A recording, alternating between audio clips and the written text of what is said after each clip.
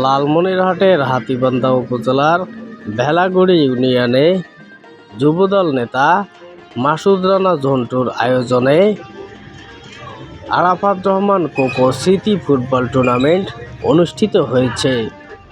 এই স্মৃতি ফুটবল টুর্নামেন্টে ভেলাগুড়ি ইউনিয়ন বিএনপি অঙ্গ সংগঠনের নেতাকর্মীরা উপস্থিত ছিলেন।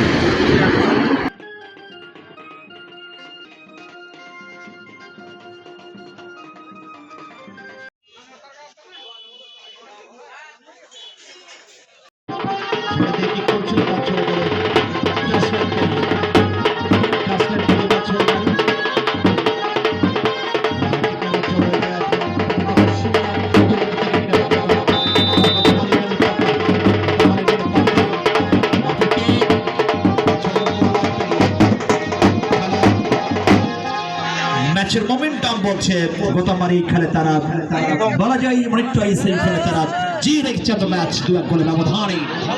দারুণ একটা কিক করেছিলেন, দারুণ শট, তবে কর্নার আসছে।